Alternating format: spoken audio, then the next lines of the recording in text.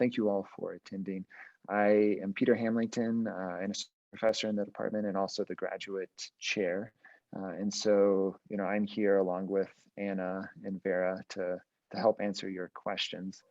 And, what we're going to do, as Vera said, is, go through some of our research areas within the department, talk about some of, very briefly, the faculty research that's going on.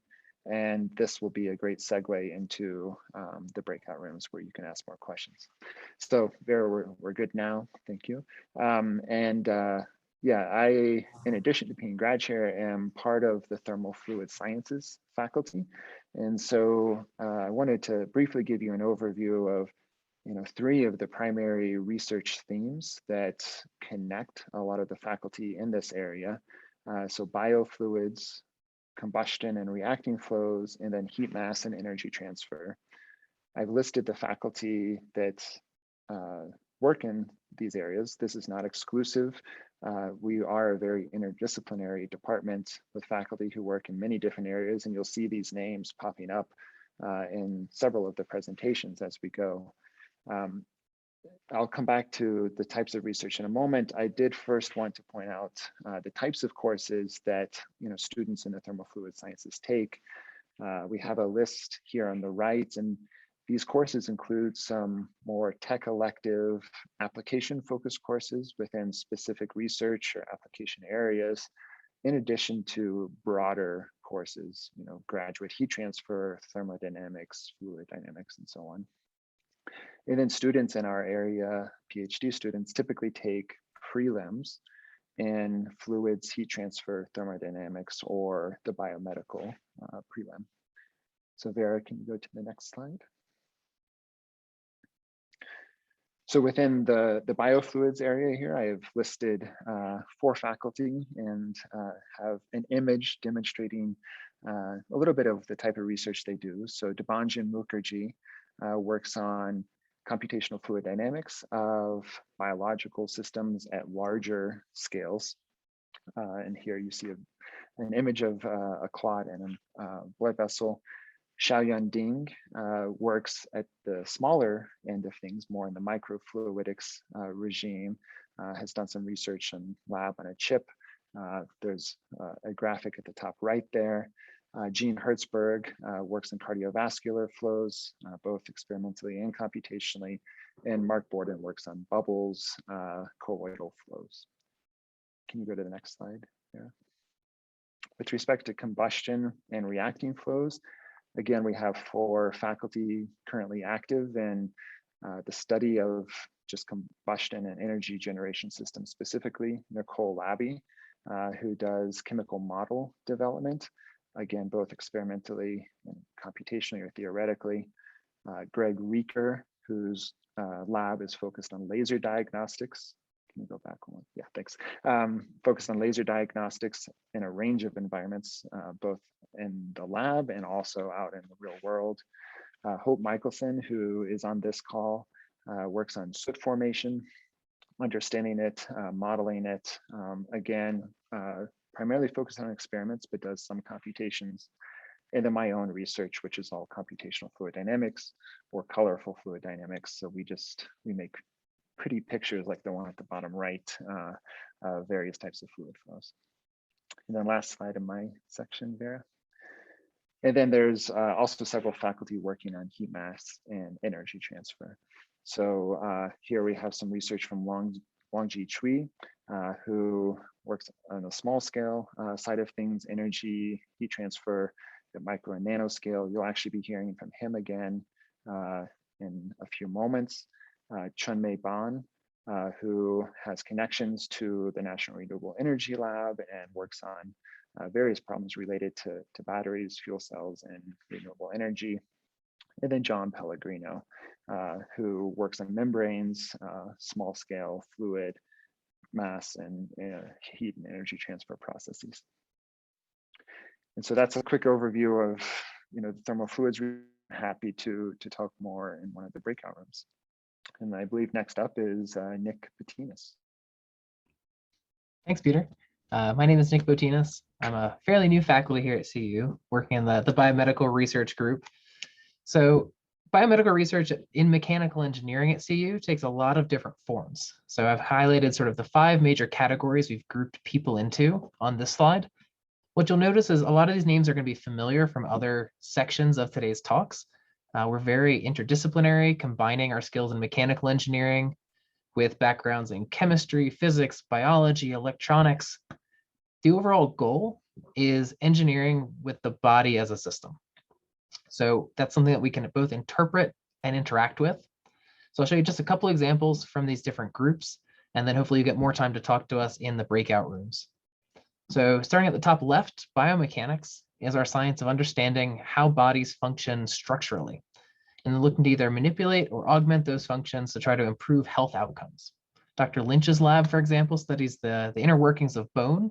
So here you see both some images of bone as well as the animal that it came from, looking at how those processes can go wrong in things like cancer growth and how we can interact with the signaling that controls them to try to reduce health issues. Biomaterials, the next one down, is the science of creating interfaces with the body. So that's engineering the body's own materials or adding new materials to work with it.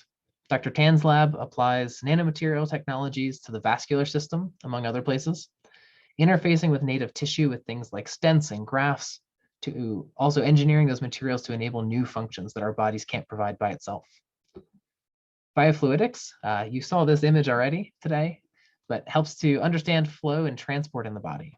And there's a lot of different places where flow and transport are important to the function and our health. So Dr. Mukherjee's lab applies flow physics to study things like blood clots, stroke, drug delivery, understanding how things circulate throughout our bodies. Top right is imaging. This is my field of interest. It's a method by which we control some sort of energy to interact with systems within the body to try to map or detect either things that have gone wrong or things that we've introduced into the body. So my lab focuses on ultrasound imaging, developing transmit and receive processing of acoustic energy to try to make clearer images more reliably for patients. So here you see some liver vessels that we're looking at. Lastly, devices synthesize kind of all of these different concepts together to help us build things to gain new knowledge of the body and to interact with the body to implement health interventions. So Dr. Ding's lab here, shown here, develops lab-on-chip systems, for example, to manipulate and sort particles and cells. So a way to do benchtop science with new types of interactions. Okay, can you go to the next slide? So we've got a lot of faculty in this area of the department. Here, just all the friendly faces. We can go back to it. Working on it. Well, so all of these folks work in different areas of trying to tackle tough problems in the body, creating solutions to actually reach patients is our final goal, right? To get these technologies out of the lab, into hospitals, into clinics, in ways that are going to impact people. So please, if that's really interesting to you, come talk to us about how your skills, passions, backgrounds may fit into some of the research that's being done. We really do rely on talented graduate students to actually execute all of these projects and dream up what's next. So thank you, guys.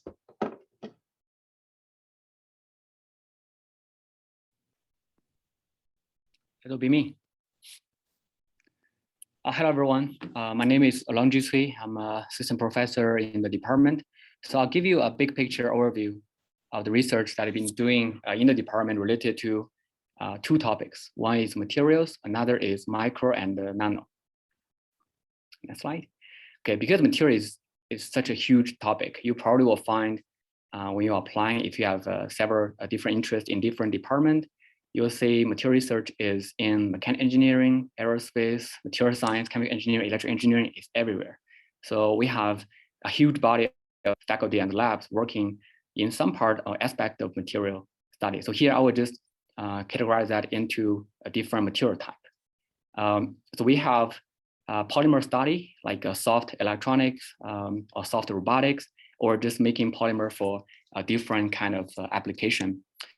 So nanomaterials, which will involve synthesis, characterization, and fundamental study of nanoscale and microscale material and for different applications. Obviously, battery study, which is in energy material, and also renewable energy materials. And also We have multifunctional material study, including a study basically improve the performance of material in not only maybe mechanical, but also thermal, electrical, electrochemical. These are multifunctional materials. Biomedical, just like Nick and Peter has mentioned, we have a growing body of faculty are working on biomedical material, and not really on the material side. It's really on the material application and how they'll be improving different aspects of biomedical study. And also thin film. Here I'm specifically talking about membranes for like water treatment, porous material, and so on. Next slide. So here I want to highlight a few areas that we are pretty strong about. One is in quantum and nanoscale material. Here are the material designed specifically based on quantum mechanical principle or nanoscale transport mechanism that is not common in macroscopic material. If you are coming from mechanical engineering, so be pretty new. And because we learn in mechanical engineering all macroscopic physics or mechanics. And also the second one is acoustic, phononic, and thermometal material. They are artificial material that is used to generate interesting that you are not finding in nature, acoustic and the heat transfer property. And also energy storage material, right? So it's specifically about battery. So we have solid state battery, lithium-ion battery study in department, and also separation membrane and porous material. So they have a lot of application for renewable energy, water treatment, and so on. The last one is surface engineering of polymer material. So this is not only for synthesis and also specifically targeting different applications such as robotics, biomedical study, and flexible electronics. And we do nanostructuring or different synthesis method to treat polymer material so it will be used for different applications. Next slide. Because we have so many faculty working materials, so I have really no time to go for specific ones. I would recommend you to go to the website because almost all faculty, I would say, have some of the research related to some kind of material. So if you are really interested in material, what you ask yourself is, if you're interested in synthesis of that, or is fundamental study of that, or is specific application, then you will be more guided to study the research group that is listed here. Next slide. There's one more slide for our faculty studying on different material, and that's it. And let's go to the next slide. Okay, so I have another topic to cover, micro and nanoscale. So yeah, this is a highly interdisciplinary topic. So it also involves material, involves fundamental study, it also involves traditional mechanical engineering efforts. So if you are coming from, if your background is more in chemical engineering or you have more interest in chemistry, synthesis of microscale and nanoscale material are probably what you are more familiar with. If you just a traditional mechanical engineering student, fabrication and manufacturing of micro nanoscale devices or materials probably is what you want to do. And also, I know a lot of students want to do PhD because they are interested in fundamental study. So we have faculties working on novel micro nanoscale phenomenon and devices, particularly about the physics, chemistry, and working principle of this new phenomenon and new materials.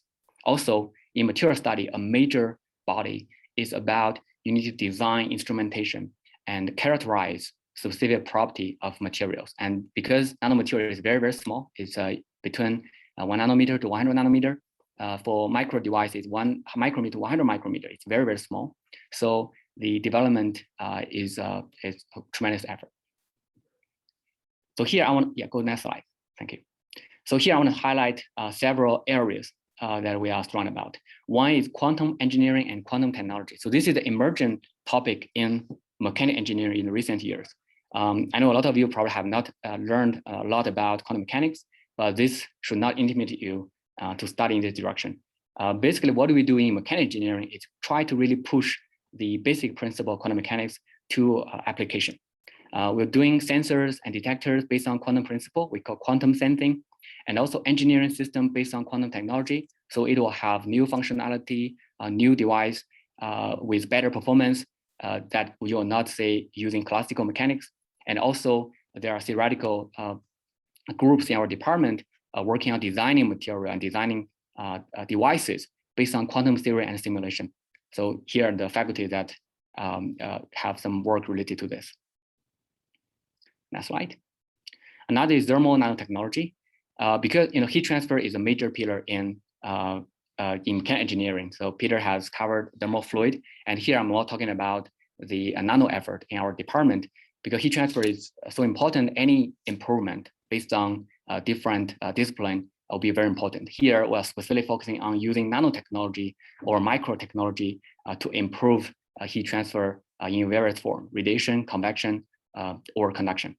There are several topics here. One is nanoscale and ultra-fast thermal sciences. They are a fundamental study, and also different renewable energy conversion based on heat transfer, such as thermoelectric, thermophotovoltaic, thermionic, thermophotonics. And also, we have professor design micro and nanostructured, this is related to nanotechnology, optical material for radiation control. So we'll be able to achieve a passive cooling, so it can replace AC, and also for solar energy harvesting. Next slide. The third topic is bio and environmental nanotechnology. Nanotechnology married with biotech naturally, because we study single cell, single organism that is very, very small. So nanotechnology can play a very important role to improve a lot in biomedical study. As what Nick has mentioned, we have faculties working on microfluidics for manipulation of single cell, single organism, and also study human exposure to nanomaterial. This is more about air quality control or indoor environment, and also environmental implications of incidental and engineered nanomaterials. Last slide. Yeah, and here we have, this is the biggest slide. Actually, a lot of effort in mechanical engineering related to nanotechnology are trying to use it for certain nanosystem and nano devices. So here I listed several faculty, but all faculty actually working on nanomicro have some of their work related to what listed here, such as manufacturing nano devices scalably, and also deposit thin films for micro and nano devices, and also lab-on-chip microfluid devices.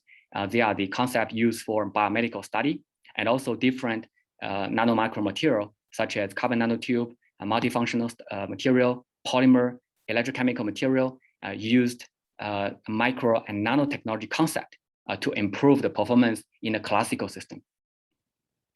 So that's my presentation. Thank you for the attention. Oh, there's one more. Okay.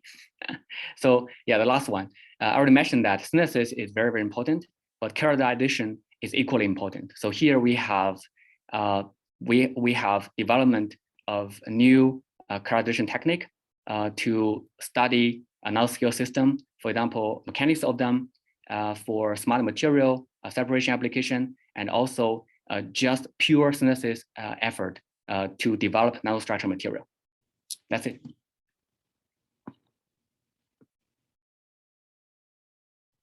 Yeah, can you go to the next page, please?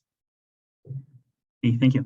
Oh, hi everyone. This is Ron Long. I'm an associate professor at the Mechanical Engineering Department.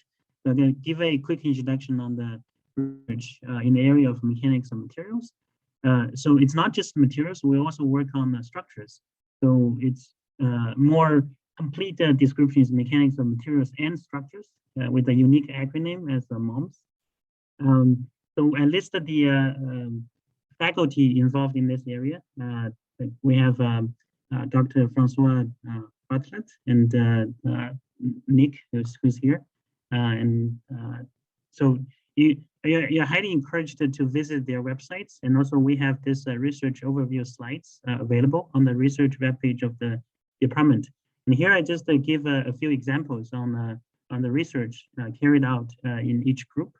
So in Professor Bartlett's group, so they work on the architect material, trying to mimic the structures observed in nature. For example, the seashell is very tough material, and they have been successful in actually incorporating the principles learned from seashell to make extremely tough and impact-resistant glass. This is quite impressive work. And then Professor Massimo Ruzzini's group, they mainly focus on the wave propagation, vibration of structures and materials. So this is probably a little too small to see, but as I said, you are encouraged to visit the research overview sites. So for example, they work on the wave propagation within the biotissue, like a brain tissue, as a way to understand the traumatic brain injury. And they also work on the aerospace structures, how the vibration of various aerospace structures. Now, in terms of my research, we work on adhesion, friction, contact, fracture of soft materials. It's fundamental in nature, but we look for relevance. We always drive our research using applications ranging from traditional materials like rubber tires, all the way to new materials like soft robotics, soft actuators and sensors for example, augmented reality, like gloves. And for Professor Xiao's group, so they work on the flexible electronic devices and wearable electronic devices, and as a health monitoring, for example, health monitoring functions, and they also incorporate the self-healing, like a recyclability in these kind of devices. Now, last, Professor Frank Vannery's group. So they, on one side, they study the physics and mechanics of polymer networks, and then on the other side, they study the living matters, like a collection of fire ants or bees, or a collection of cells, as in, for example, tumor or organs. And then they bridge these two and study the tissue engineering, cell mechanics, and other aspects of interdisciplinary mechanics and biological studies. Yeah, that's my introduction.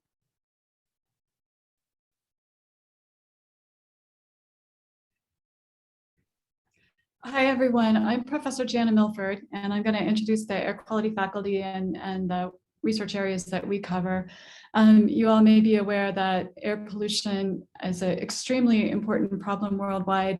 It's estimated to account for something on the order of 5 million deaths per year prematurely due to high air pollution levels. And it's also closely tied, of course, to the very urgent problem of climate change. So we're unique among mechanical engineering departments in having a very, very large group, a strong and large group of air quality faculty.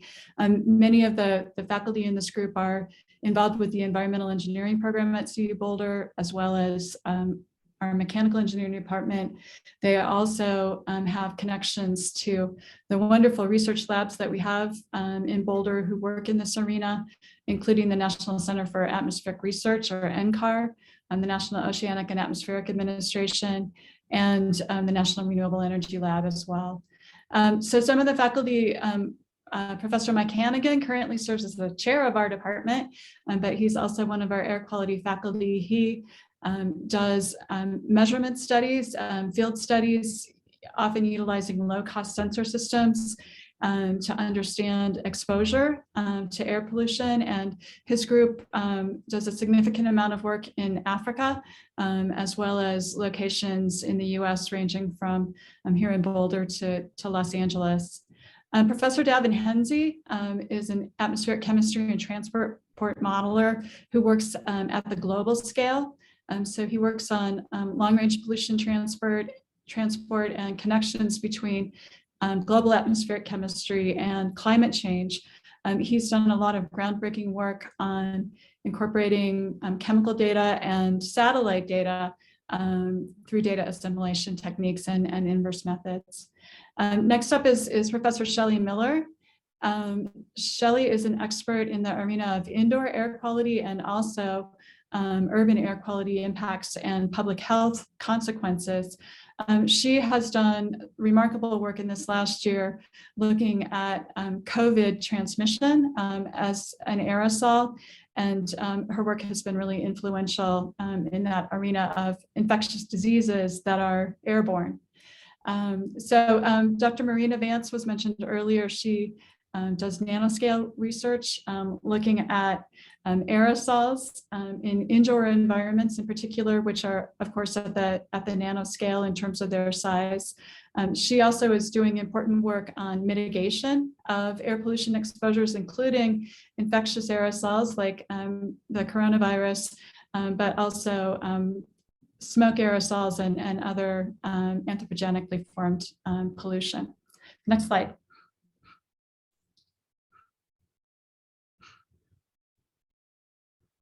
Next slide, please. So Hope Mickelson is one of our faculty who works with our group, as well as working in the Fundamental Thermal Sciences program or department. She focuses on carbonaceous particles from many different directions, looking at their evolution in the atmosphere, their origination in combustion systems, and particle synthesis under controlled conditions. And then I'm next up on this slide. I do work with atmospheric chemistry and transport models, and I'm particularly interested in looking at local to regional scale air quality impacts of advanced energy and transportation systems, including vehicle electrification. Christine Wiedemeyer is a research faculty member in our department. Christine is internationally recognized for her work on emissions inventories and developing those so that they can be applied in global atmospheric chemistry and transport models. And in particular, she's done work on wildfire emissions and inventories of that pollution source, as well as other incomplete combustion sources. And then last up here is Dr. Arthur Mizzi. He does work kind of aligned with what Professor Henze does in terms of the development of regional scale atmospheric chemistry and transport models that are linked to weather forecasting models, and improving those models using data assimilation, incorporating both surface and satellite observations.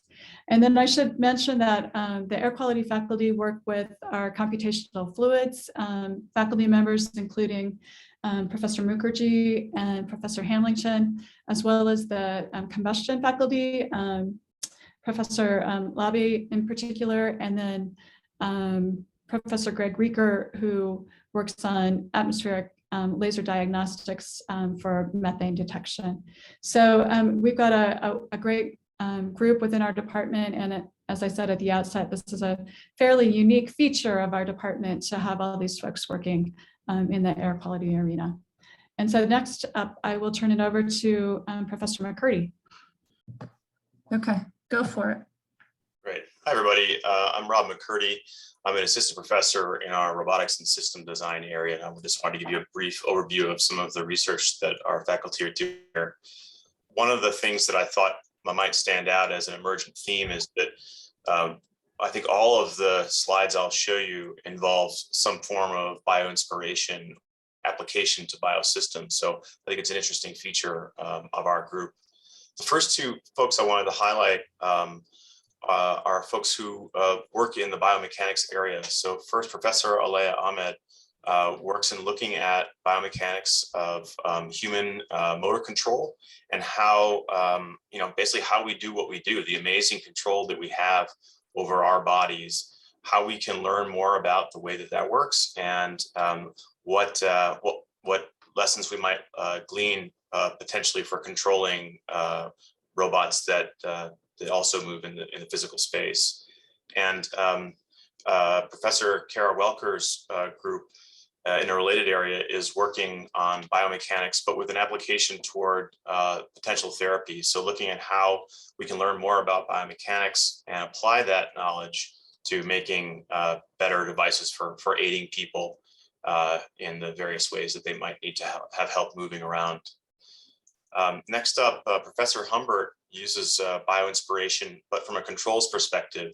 So starting by asking questions of how do animals solve the kinds of problems that they do with planning, locomotion, control, and then how can we apply those lessons to robots? So really distilling those lessons down into algorithms and physical systems. In a similar vein, Professor Jayaram has been trying to use bioinspiration, but rather than applying it necessarily control, applying it to design. Certainly it has a coupling to the control as well, but in his group, you'll find bioinspiration applied to the design of robots that locomote in a variety of different manners. In my group, we take a slightly different take on bioinspiration. We're looking at designing robots at sort of a quote unquote cellular level. So imagining doing the design and planning of a robot's material distribution from a discretized region up, and then marrying that design with multi-material fabrication with an eye toward automatically fabricating robots that are designed and then fabricated automatically. Professor Mark Rentschler's group focuses on applying robotics to therapies for helping in the medical arena. And so they've designed a variety of complete robotic systems and also robotic and mechatronic devices for applications in the clinical setting. And then finally, you heard from Professor Batanis already. He's applying his expertise in imaging, specifically imaging using acoustics to try to get better and less expensive and more expansive images into human bodies with applications in therapy. So I'll leave it there and I'll turn it back over to Vera. And actually, before Vera jumps in, I wanted to quickly address a few of the questions in the chat that we didn't quite get to so that the breakout rooms can be focused on the research. So we will be sending invitations for Zoom interviews to all of our top PhD applicants, and that will happen in January. And we will base financial offer decisions on those Zoom interviews, your applications, and this will be true for both domestic and international students. And this is a way that we can ensure that international students are judged on an equal footing to our domestic students. And subsequent to that, we will have an on-campus event, additional contact with the students who receive financial offers. So I think that covers some of the questions that were earlier in the chat. I will also say we don't have a fixed acceptance rates. It varies year to year. We typically target 30 to 40 incoming PhD students, and we will make offers until that number is satisfied, and it varies from year to year. We typically receive several hundred applications for the PhD program. Master students will be treated as quickly as possible. We are aware that MS applications, often come from international students who have visa concerns. Same is true for PhD. We're not planning to do Zoom interviews for the MS applicants, but we are always willing to talk via Zoom, willing to answer questions via email. And then with that, I'll hand it to Vera. And I do want to say one more time how much we appreciate all of the work Vera has done. And I hope that you all take this as an indication of the type of advising and attention you'll receive if you were to come to see you, both from Vera and also from Anna Guy, our other graduate advisor.